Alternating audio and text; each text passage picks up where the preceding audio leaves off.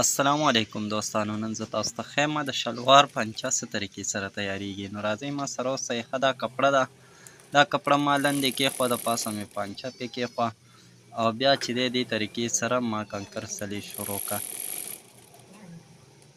ښه یو برابره کپړه چې څه طریقې سره دې خوا ګیره شوه، هماغه طریقې سره به د اخره سره پورې ماغونه ګیروئ او ورسره به کپړه سیده کوئ، سلۍ به پرې وهئ.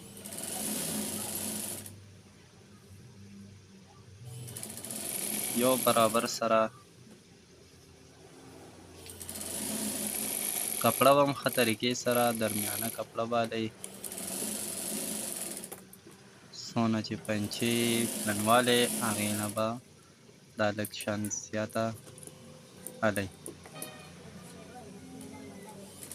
ښه یو سلۍ چې ووهل شوه، دا به داسې بیا راماته کړي، دا کپړه سټ سټ ته به راماته کړي. بیا چې دی دې سلۍ سره به جفته بله سلۍ وهي.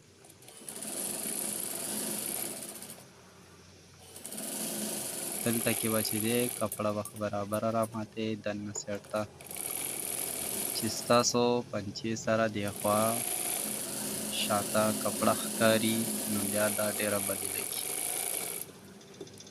ښه دا دویمه سلۍ شوه. ښه دوه سلیانې موږ ووهلې، درېیمه سلۍ هم دې سره جوخته وهو، نو درې سلۍ به جوختې جوختې شي، دې مزه هم وي او مضبوط والی هم وي. هغه دوو سلیانو منځ کې ما دا درېیمه سلۍ شروع کړه.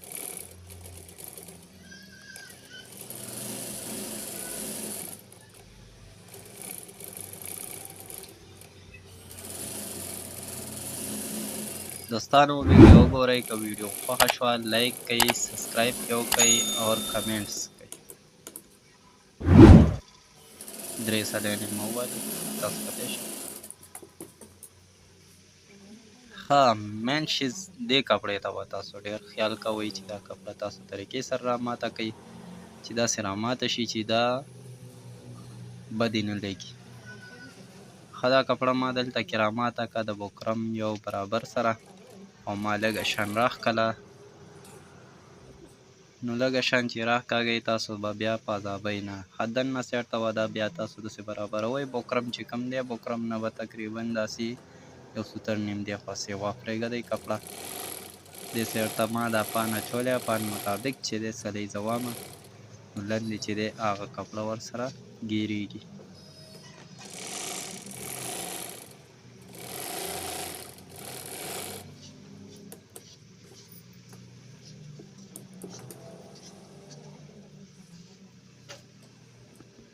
د ویډیو کتلو ډېره مننه، شکریه.